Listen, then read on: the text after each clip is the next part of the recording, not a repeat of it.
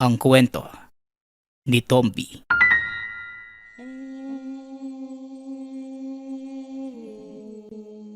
Ang kwentong ito ay hango sa totoong buhay. Mula ito sa isa nating tagapakinig. Karanasan ito ni Azul. Walang eksaktong taon. Probinsya ng Negros. Frederico, nasa na kaya yung anak natin? Kagabi pa siya hindi umuuwi. Nag-aalala na ako sa kanya. Hindi pa rin natin malaman kung nasan siya sa mga sandaling ito. Wika ng ina. Natawagin na lang natin sa pangalang Aileen. Labis ang pag-aalala nito sa anak. Kagabi pa hindi umuuwi si Azul. Kung saan-saan na sila nagpunta. Sa puno na madalas nitong pagtambayan. Sa ilog malapit sa lugar. Maging saang mandako sa bundok. Ngunit hindi pa din mahagilap ang bata. Hindi na din mapakali ang ama na tawagin na lang natin sa pangalang Frederico. Kahit ako naman mahal nag-aalala din sa anak natin. Wala pa sa wastong gulang yung bata. Baka napano na siya sa sukal ng kagubatan Wala ba talaga sa mga kapitbahay natin ang nakakita sa kanya? Yung mga kaibigan niya. Baka naman nakita nila si Azul at ayaw lang nilang sabihin sa atin. Bakit naman nila ililihim sa atin yun, Frederico? At bakit hindi ko sasabihin kagad sa'yo? Kita mo nag-aalala nga rin ako sa anak natin. Frederico, kinakabahan ako. Hindi kaya may ginawa na namang kalokohan ng batang yon? Hindi ko rin makita yung alaga niyang si Lucas. Dapat kanina pa yun nandito para humingi ng pagkain. Wika ni Nanay Aileen. Parehong napabuntong hininga ang mag-asawa. Kapag ganito na ang sitwasyon, wala silang ibang magagawa kundi ang maghintay hanggang sa makabalik ang kanilang anak. Si Azul, nasa edad 13 pa lamang na mga sandaling yon. May gawain itong lingid sa kalaman ng karamihan. Mga kakayahang siya lamang ang nagtataglay sa lugar. Tungkulin na ilang taon ang ginagampanan ang pagiging manunugis ng aswang. Bihira lamang makarating sa kalaman ng mga tao ang tungkol sa nilalang. Dahil kagad itong tinutugis ni Azul bago pa man makapangbiktima. Maliban sa likas na kakayahang makaramdam ng presensya ng aswang, katuwang din ito ang tinatangang mutya na bigay mismo ng alagang asong lobo. Kaunting pagbabalik tanaw. Nakilala ni Azul ang asong lobo sa kagubatan noong edad 8 taong gulang pa lamang.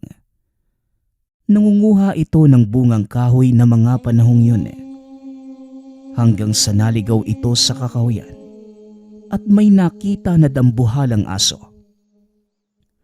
Ngunit dahil bata pa lamang na mga sandaling ito at laki naman siya sa bundok na madalas makakita ng iba't ibang hayop, hindi naman natakot si Azul sa nilalang.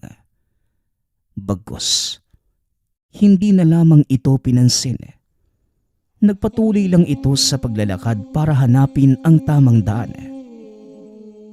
Ngunit napansin ng bata, sumusunod ang hayop na ito sa kanya na tila may hinihingi. Hanggang sa naalala ang bauna na nakalagay sa lumang tela na nasa likuran. Binuksan niya ito. Ibinigay sa asong lobo. Hanggang sa muli itong nagpatuloy sa paglalakad. Ngunit napapansin ni Azul na tila pabalik-balik lang siya sa kinatatayuan. Iniwan pa nga nito ang isang tsinelas para lamang makumpirma. Tama nga ang hinala. Pabalik-balik nga lang siya sa lugar. Papaiyak na sana si Azul na mga sandaling yon. Ngunit nakasunod pa rin ang asong lobo sa kanya. Nagulat ang bata nang lumapit ang nilalang. Umalulong ito at sumenyas na tila pinapasakay siya nito sa likuran. Yun naman ang ginawa ng bata. Dahan-dahang yumuko ang aso at dali-dali namang umakyat ang bata sa likuran nito. Hanggang sa binaybay na nila ang daan. Ilang minuto lamang ang lumipas. Narating na nila ang tahanan. Matapos yon, kagad din namang umalis ang dambuhalang nilalang. Ngunit hindi nagtatapos doon ang engkwentro ng dalawa. Mas napadalas ang pagpunta ng asong lobo sa tahanan at kalaunan naglabas ang asong lobo ng isang tila maliit na bato mula sa bibig. Isang mutya. Kinuha naman ito ng bata at nang mahawakan ang bato, nagkaroon ito ng kakaibang kakayahan. Mga katangian na mula sa asong lobo. Wala mang manifestasyon sa itsura, ngunit nagkaroon ito ng mga kakayahan. Mula sa pagtalas ng pang-amoy, paningin, maging ng pandinig. Bukod dito, naging likas din sa batang makaramdam ng aswang o banta sa paligid. Kayang matunton ang pinagtataguan at ang mga taong bibiktimahin, lalo na kung malapit lamang ito.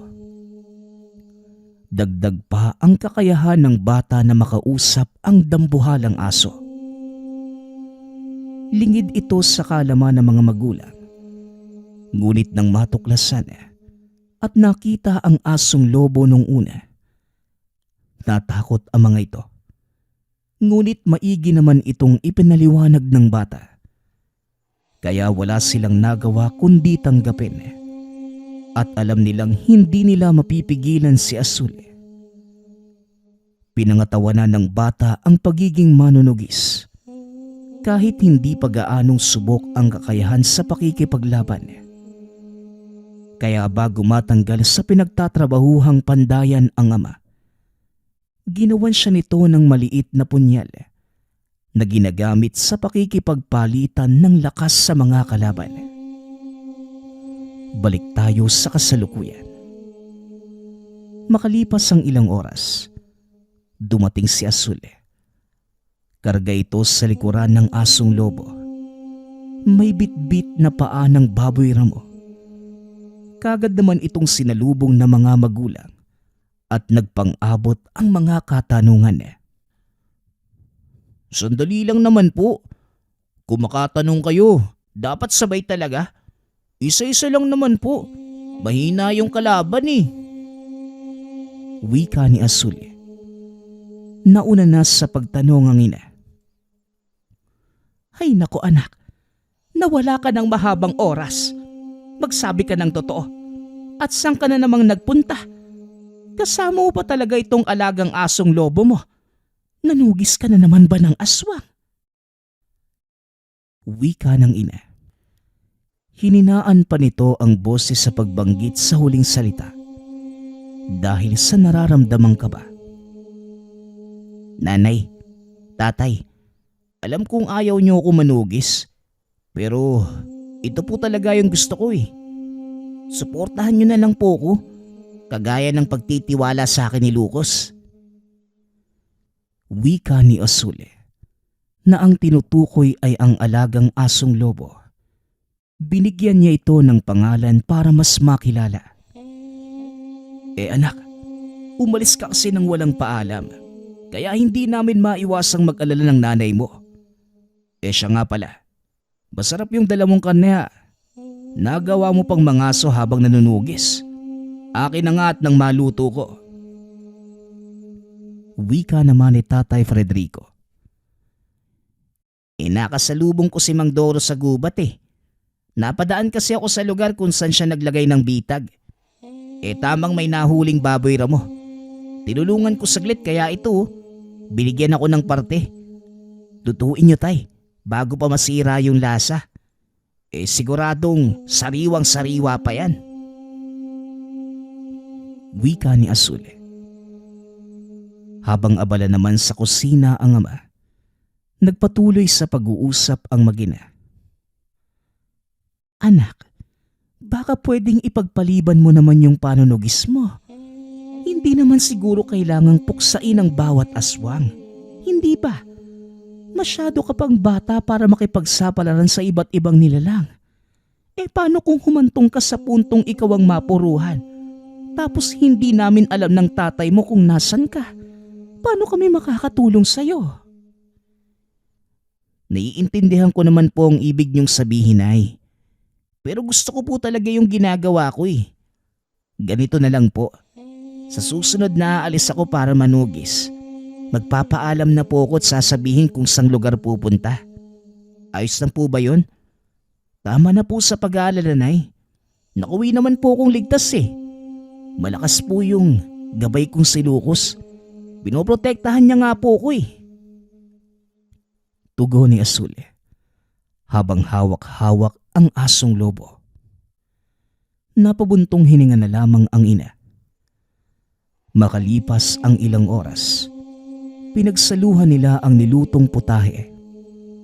Sakto ang dating ng karne dahil hindi pa nakakapaghapunan ang mag-asawa. Nawala sa isipan dahil sa pag-aalala. Matapos ang salo-salo sa hapag, lumabas si Azul para ihatid ang alaga sa kakahuyan. Umikot lamang sa likod ng tahanan dahil kagubatan na sa bahaging yun.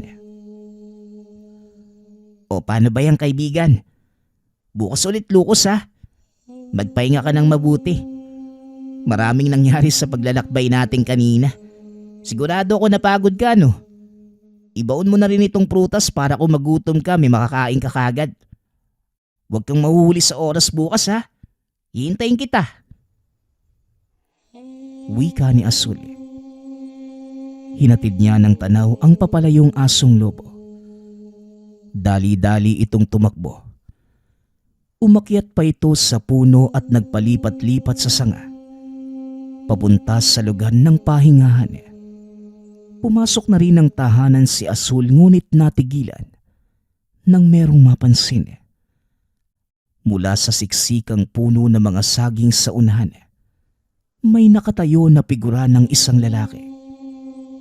Pupuntahan sana para tignan, kaso nabaling ang pansin sa ina. Wala na ito ng balikan. Hindi rin nakaramdam ng banta kung kaya't binaliwala na lamang. Kinabukasan, maagang nanguha ng bungang kahoy si Azul para sa alagang asong lobo. Paborito nito ang hinog na makopa at saging. Sakto namang marami ito sa kagubatan. Sa kalagitnaan ng pamimitas, muling napansin ng bata ang lalaki. At sa pagkakataong yun, hindi pa rin malinaw ang figura kahit maliwanag ang paligid.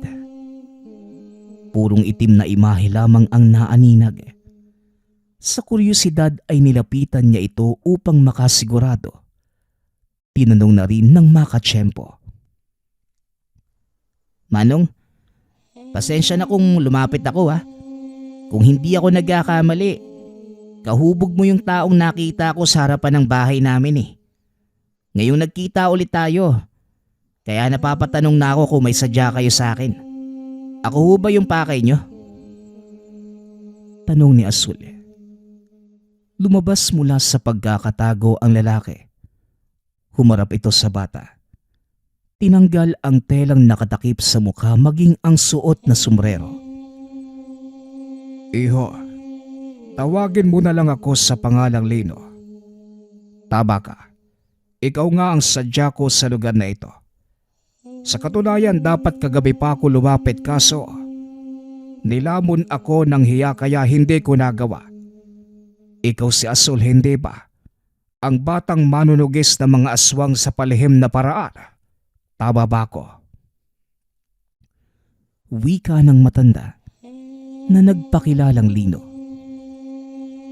Pinakiramdaman ni Azul ang enerhiya ng lalaki. Nang masigurong wala itong dalang banta, saka lamang sumagot. Opo eh, Pero paano niyo po nalaman yung bagay na yan? Lihim lang dapat yun eh. Sino po ba kayo talaga? Ano yung pakay mo sa akin? Diretsahin mo na po ko.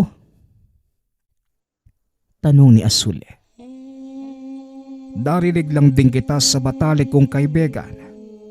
Ilang beses kanyang nahuling nanugis. Ayon pa sa kanya, maayos kang magtrabaho. Hindi nag-iiwan ng kahit anong bakas. At madaling napupuksa ang aswang kahit gaano pa ito kalakas. May kasama ka ring isang nilalang. Dampuhalang halimaw na siyang gumagabay sa'yo, tama ba?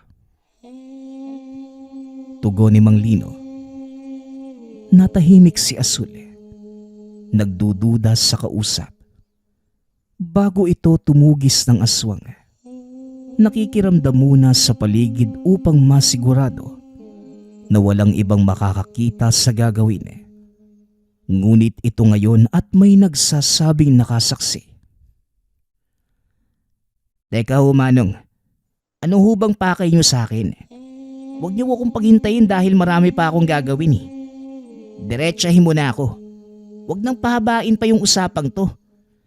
Siguraduhin mo lang din po na makabuluhan para walang oras na masasayang. Magsalita na po kayo. Aba, ayos kang bata ka. Kung makapagsalita ka, ganyan ka ba kumausap ng mas nakakatanda sa'yo? Dali-daling tumalikod si Azul nang marinig ang sagot ng lalaki. Ganito talaga ang ugali ng bata. Kung hindi akma ang salita sa tanong, walang pagdadalawang isip na aalis. Subalit napahinto ito nang muli itong tumugon. Ang asawa ko, kailangan ko ng tulong mo para mahanap ang walang hiyang nilalang na yon. Nakaratay ngayon sa banig ang asawa ko. Buhay pa ang katawan, pero hindi ang kaluluwa. Ang sabi ng manggagamot, mabubuhay pa ito kung mahanap ang nilalang na yon at mapuksa. Wala akong sapat na lakas, kaya aasa lamang ako sa tulong mo. Wika ng matanda. Muli itong hinarap ni Azul. Nararamdaman ng bata ang pagmamakaawa ng matanda. At dahil usapang aswang, walang pagdadalawang isip na pumayag ang bata. Bago sumama si Azul sa tahanan nito, dumaan muna sa kanila para magpaalam. Ipinakilala si Mang Lino upang mapanatag ang kalooban ng mga magulang. Pumayag na rin ang mga ito at nagbilin ng salita sa bisita na ibalik ang bata pagkatapos. Sinigurado naman ni Mang Lino na makakauwi ito ng ligtas. Pumunta sila sa kabilang bayan. Gabi na nang makarating dahil mahaba ang lakaran. Walang masasakyan sa kadahilan ng bulubundukin ang dinaanan. Ito ang pinakamabilis na ruta. Sa bakuran pa lang, naramdaman na ni Azul ang presensya ng aswang sa paligid. Naging kalmado muna ang bata. Ngunit nakamasid sa bawat taong nakakasalamuha sa loob ng tahanan. Siya si Ibrahim, ang matalik na kaibigang sinabi ko sa iyo. Ang nakasaksi sa panunugis mo. Ito na ba ng asawa ko? Mahigit 1 buwan na siya sa ganyang kalagayan. Maraming manggagamot na ang sumuri sa kanya. Kaya lang walang ni isang makapagpagaling. Baka sakaling sa puntong ito, ikaw na ang makatulong. Ang tanging hiling ko lamang naman ay magising ang asawa ko at bumalik sa normal na buhay. Wika ni Mang Lino. Sinuri ni Azul ang binatang nagngangalang Ibrahim. Iniwanan na rin ng pansin ng walang maramdamang banta. Sunod na nilapitan ang higaan ng asawa ni Mang Lino. Sinuri ang pulso. May nararamdaman pa ring pagpintig. Tinignan ang iba pang palatandaan sa katawan. At natukoy na tama ang sinabi ni Mang Lino. Buhay ang katawan. Subalit wala na itong laman na kaluluwa. Hindi po ako banal para bumuhay ng patay na tao. Kaya hindi ko sigurado kung makakatulong ako. Sandali. Ang sabi mo, makakabalik sa normal ang asawa mo kung mahanap at mapuksa ko yung bumiktimang aswang. Sino yung nagsabi at gaano kasigurado? Tanong ni Azul. Ang albularyong huling tumingin kay nanay. Sigurado siya. Hindi ko naman hinihiling sa'yo na buhayin mo. Ang gusto ko lang tulungan mo kami sa paghahanap ng aswang. Sa ganitong paraan, may pag-asa pa ba si nanay? Mapatay mo lang ang nilalang. Ang albularyo na ang bahala sa ibang bagay. Tugon ni Mang Lino. Mawalang galang na. Pwede bang sumingit? Ang sabi ni Tandang Umare, pwede nating simula ng paghahanap sa aswang sa bundok na nakaharap sa timog. Doon niya nararamdaman ang kaluluwa ni Tia. Baka sa bandang yun lang nagtatago ang nilalang. Sabat ni Ibrahim. Teka lang, naguguluhan na ako sa inyo eh. Puro kayo sabi ni ganto, sabi ni ganyan. Sigurado ba talaga kayo? Baka mamaya pinaglalaroan lang kayo ng kung sinong manggagamot. Huwag kayong basta magtitiwala. Hindi natin alam kung anong naiisip ng isang tao. Kung gusto nyo talagang mabuhay yung matanda, may alam ako makakatulong sa atin. Pero sana naman, hayaan nyo akong gawin ng mag-isa. Ito ang bagay na hindi pwedeng makita ng kahit sino. Maging kayo. Wika ni Azul. Anong gagawin mo? Tatawagin mo ba ang dambuhalang halimaw? Nagabay mo para tumulong? Tanong ni Ibrahim.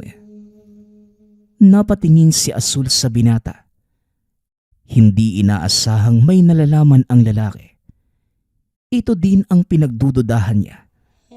Kung paano nasaksihan ang ginawang panunugis na pati ang elementong gabay ay nakita. Gustuhin mang magtanong, sinarili na lang muna. Ibrahim, dumadaldal ka na. Maghunos dili ka nga. Azul, ipinagkakatiwala ko sa iyo ang asawa ko. Gawin mo ang sa tingin mo'y tama. Susundin ko ang bawat utos mo. Kung kinakailangang lumuwas ako ng ibang lugar para hindi masaksihan ang gagawin mo, aalis ako ngayon din. Pagsabi ka lang. Wika ni Mang Lino. Mahalata dito ang pagiging desperado. Maibalik lamang ang kaluluwa ng asawa. Hindi naman po kailangan lumuwas ng ibang lugar. Kahit dyan lang sa labas pwede na. Mamayang hating gabi ko gagawin. Magpapahinga muna ako at ang haba ng nilakad natin eh. Wika ni Azul. Bandang hating gabi. Nagising ang bata. Dali-dali itong nagpunta sa kabilang silid upang tignan ang nakaratay na matanda. Muli niyang sinuri ngunit walang pagbabago. Hinanap niya si Mang Lino. Mahimbing ang tulog nito sa papag. Tinignan din si Ibrahim. Kaya lang wala ito sa loob ng tahanan. Lumabas muna si Azul upang tawagin ang alagang asong lobo. Ngunit iba ang naaktuhan. Napansin niya ang paglakad ni Ibrahim papunta sa kakawian. Walang lingon itong humahakbang at mabilis na nawala. Kasabay nito ay ang pag-alingasaw na matinding amoy. Panghe na galing sa aswang. Sinundan ito ng bata ngunit hindi naabutan. Bumalik na lamang ng tahanan nang maramdaman ang presensya ng alagang asong lobo. Sakto namang nagising si Mang Lino. Ano iho? May kinakailangan ka ba? May maitutulong ba ako sa'yo? Tanong ni Mang Lino. Kasalukuyang inihahanda ni Azul ang mga gagamitin sa ritual. Nakahanda na rin ang katawan ng matanda, pati na ang alagang asong lobo. Kailangan ko lang ng katahimikan. Siguraduhin mo din po na walang ibang tao makakalapit para hindi mabulabog yung gagawin ko. Sa labas lang din po muna kayo. Huwag po kayong papasok hanggat hindi ko sinasabi. Si Ibrahim nga po pala. Nandiyan na. Wika ni Azul. Hindi ko nakita. Baka lumabas. Gano'n naman yung taong yun eh. Lumalabas kahit 10 oras ng gabi.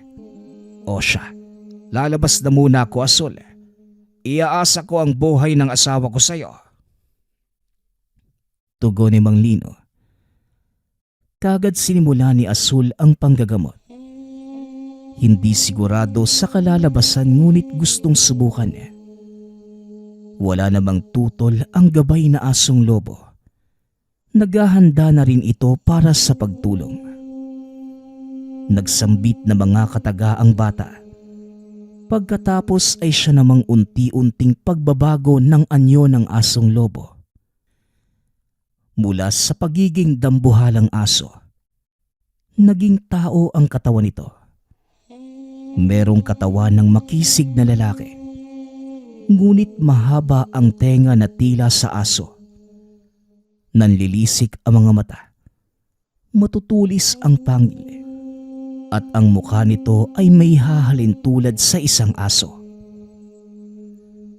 Lucas, kailangan lang nating alamin kung nasan yung kaluluwa ng matanda at kung sino yung aswang na dumali rito. Pagkatapos, tutugisin natin yung halimaw na yon. Wika ni Saul. Hindi naman nagsalita ang nilalang.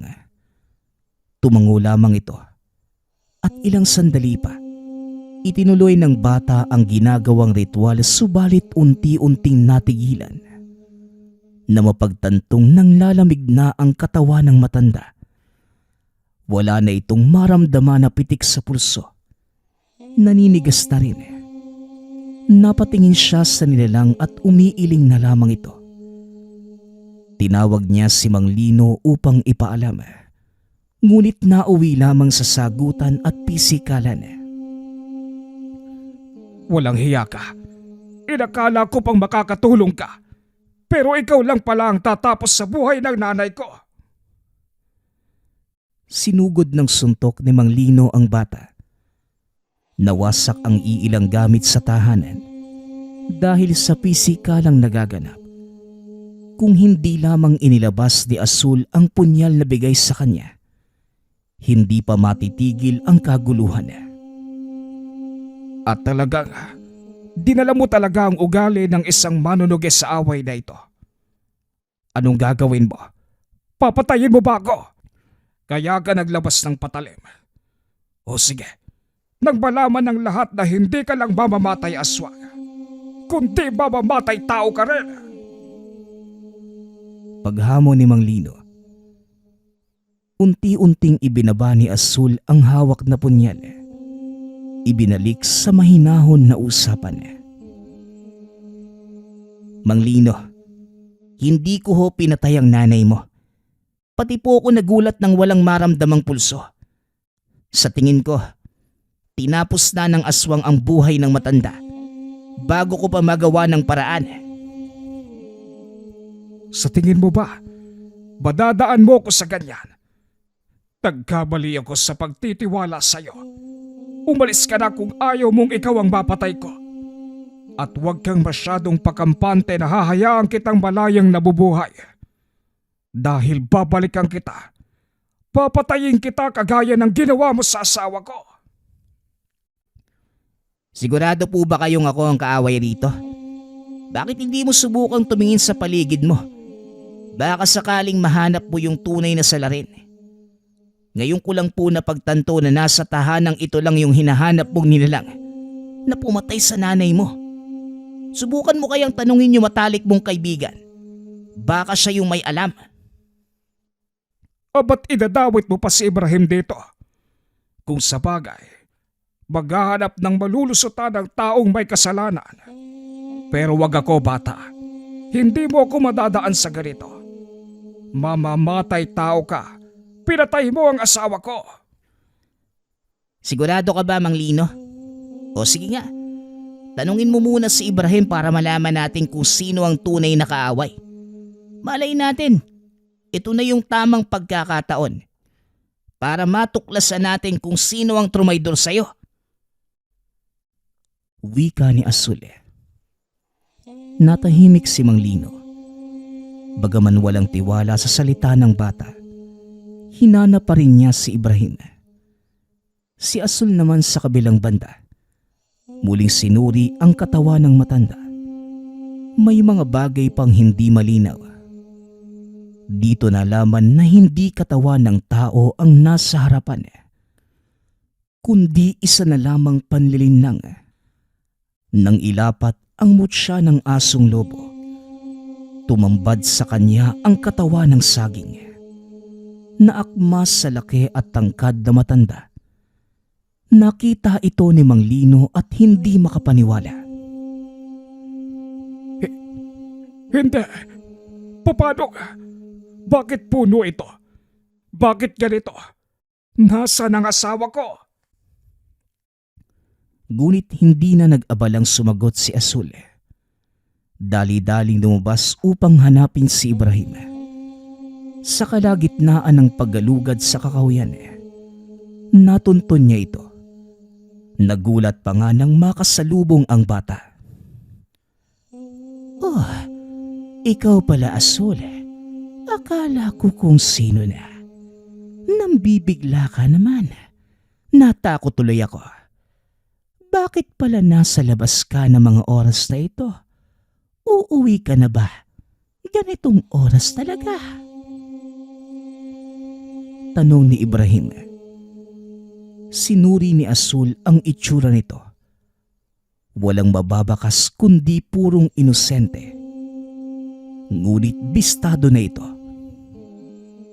Alam mo, kawawa yung taong hindi marunong kumilatis, ano? Hindi ko alam kung gaano na kayo katagal bilang magkaibigan ni Mang Lino. Pero nagtagumpay ka sa panlilin lang sa kanya. Nagawa mo siyang paikutin at paniwalaing buhay pa ang katawan ng matanda. Gayong matagal na siyang namayapa. Masyado mong ginalingan yung pag-arte. Pero kulang pa, Manong. Nabisto ka pa rin eh. Pero may tanong lang ako sa'yo. Paano mo naman nalaman yung tungkol sa akin? At bakit mo sinabi kay Mang Lino na makakatulong ako? Ano ba talaga yung binabalak mong aswang ka? Wika ni Azul. Nanigas sa kinatatayuan si Ibrahim. Nabakas ang takot ngunit nagbago kagad ang ekspresyon. Nakuha pang tumawa. Gusto mong malaman? Ang totoo niyan. Aksidente lang ang pagkakakita ko sa kakayahan mo bilang manunugis. Pauwi na ako ng mga sandaling yon nang madinig ko ang hiyawan ng aswang. At nakita kita. Nahiwagaan ako sa kasama mong dambuhalang aso.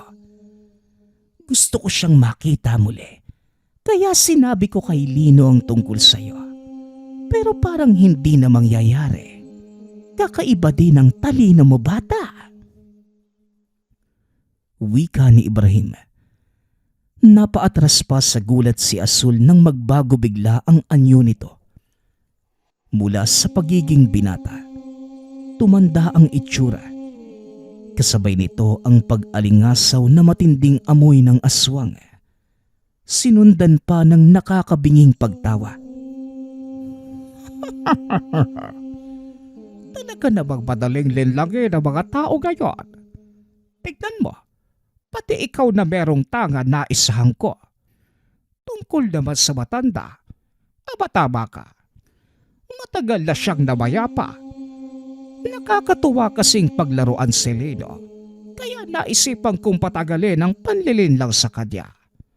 Alam mo naman ang kagaya kong matanda, kailangan ding gumawa ng paraan para sumaya. Wika ni Ibrahim. Kaya naisipan mong paglaruan yung taong mahina. Ibaling mo kaya sa akin yung kalokohan mo at tayong dalawa ang maglaro. Ngumiti ang matanda. Pagkatapos ay pumayag sa hamon. Bata, sigurado ka ba sa naiisip mo? Walang atrasan sa kalagitnaan. Nakakawalang gana kapag ganon. Tawagin mo na ang alaga mo para naman may makatulong sa'yo. Baka kasi hindi ako kayanin ng isang tulad mo. Wika ni Ibrahim. Lumapit ang asong lobo at handa ng sunggaban si Ibrahim. Inihanda ng bata ang sarili. Alerto na rin ang tangan. Hudyat na lamang ang hinihintay ng gabay. Sa sandaling nagpalit ng anyo ang matanda bilang aswang, kumilos na si Azul. Sinalubong ang atake ng nilalang, kaya lang hindi kaya ng mano-mano. Kakaiba ang lakas nito kumpara sa mga nakalaban. Nahirapan ding makabuelo dahil sunod-sunod na ang pagsalakay. Humantong pa sa puntong humingi ng kaunting oras para makahinga. Oh, bakit hindi ka humingi ng tulong sa alaga mo? Huwag mo nang itago ang katauhan niyan dahil nakita ko na. Ano ba talaga siya? Normal na elemento o demonyo? Hoy, tulungan mo na ang amo mo. Hirap na siyang lumapat sa akin. Halika't lumapit ka rito. Wika ni Ibrahim. Pilit nitong pinapasugod ang asong lobo na nakatayo pa rin malayo sa kanila. Hindi ito nakikinig maliban na lang kung si Azul ang mag-uutos sa kanya. Huwag kang mag-alala, tanda. Makakaharap mo rin yung alaga ko. Pero tayo muna ang magtuos. Huwag kang magpakampante. Dahil malay natin, kayang-kaya na kitang patumpahin. Tumawa ang matanda. Nagbago ng anyo sa kamuling sumugod. Sinalubong ito ng punyal ni Azul. Swerte namang tumama sa balikat. Masama itong tumitig sa kanya. Nagpatuloy ang sagupaan at sa puntong ito, nagalit na ang nilalang dahil sa natamong sugat. Umaatake na hindi nag-iisip dahil napangibabawan ng damdamin. Dito na nakabuelo ang bata. Muling pinatamaan ang hita ng nilalang. Paika-ika na lamang itong nagpunta sa gilid. Nagawa mo kong tamaan, pero hindi mo ko mapapatay sa ganitong paraan. Baka nakakalimutan ko. Ang lahi ko ay hindi madaling puksain. Mangamba ka na lang dahil sa oras na mapuruhan kita. Ang mga magulang mo naman ang paglalaroan ko, kagaya ng nangyari kay Leno. Wika ni Ibrahim. Kasabay pa nito ang malakas na pagtawa. Ang dami mong sinasabi, Manong eh. Umaaray ka na nga. Paano pa kaya kung isagad ko na? Baka hindi mo pa kayanin. Tugon ni Azul. Muling sumugod ang nilalang ngunit sa pagkakataong yun, inutusan na ni Azul ang alagang asong lobo. Ang kaninang nilalang na tila maamong tuta. Nagbago ang ekspresyon ng muka. Naging mabangis. Tumutulo ang laway nito sa bibig. Naghabaan din ang mga kuko at pangil. Dumiretso ito sa pagsalakay sa nilalang. Nagulat pa nga ang aswang. Hindi inaasahan ang pag-atake. Mabilis na pagkalmot ang ipinamalas ng asong lobo. Matapos yun, binangga niya ang aswang. Tumama naman ito sa malaking puno.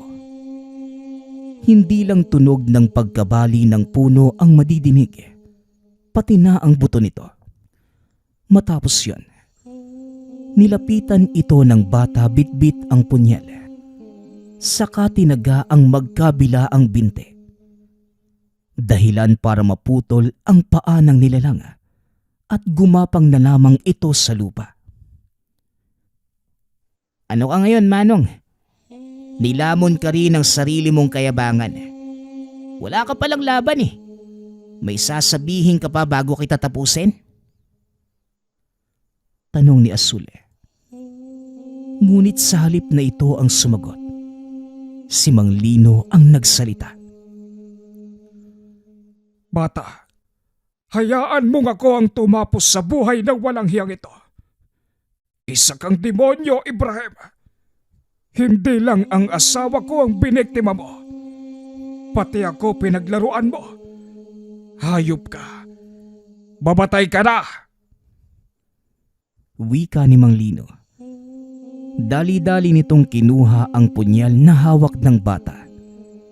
Hindi ito nagpaawat. Pinagsasaksak niya ang tiyan ng aswang hanggang sa magkabutas-butas ang muka papunta sa tiyan. Labis ang galit ng matanda. Nasaksihan ni Mang Lino ang buong kaganapan mula sa revelasyon ng katauhan ng itinuring na kaibigan, sa napag-usapan at sa nangyaring bakbakan.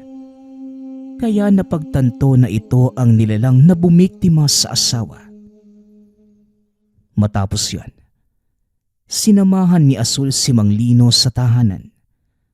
Tinulungan na ring mabigyan ng maayos na libing ang asawa. Sa paningin ni Mang Lino, itsura at wangis pa rin ito ng namatay na asawa. Ngunit para kay Azul, isa na lamang itong kapirasong kahoy. Kasabay nito ang paghingi ng kapatawaran sa ginawang paghusga at pambibintang sa bata.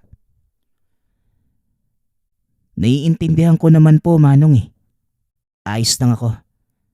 Kahit sino naman po, ganoon ang magiging reaksyon kapag nalaman ng totoo. Sa susunod po pala, huwag kang basta na lang tumanggap ng panauhin. Hindi lahat ng nagpapakita ng kabutihan sa'yo, totoong tao. Marami dyan, nagbabalat kayo lang at may masamang intensyon sa'yo. Mabuti, nakahingi ka kagad ng tulong sa akin bago pa may mangyari sa'yo. Wika ni Azul. Tatandaan ko ang pangyayaring ito, iho. Maraming salamat talaga sa tulong mo. O siya, kailangan mo nang umuwi dahil naghihintay ang mga magulang mo. Sasabay na rin ako para daanan si Tandang Omar, ang manggagamot na tumingin sa asawa ko. Ibabalita ko lang ang nangyari. Pati siya nalin lang din sa katawang nakaratay sa higaan. Walang hiya talaga ang Ibrahim na yon. Mabutit na ilibing na siya sa ilalim ng lupa. Tugon ni Mang Lino. Malas lang niya. Dahil ako yung tinawag para tumingin sa nanay mo. Akala niya siguro, maiisahan niya yung kakayahan ko eh. Wika ni Azul. Matapos ang pag-uusap ay umuwi na ang bata kasama ang alaga.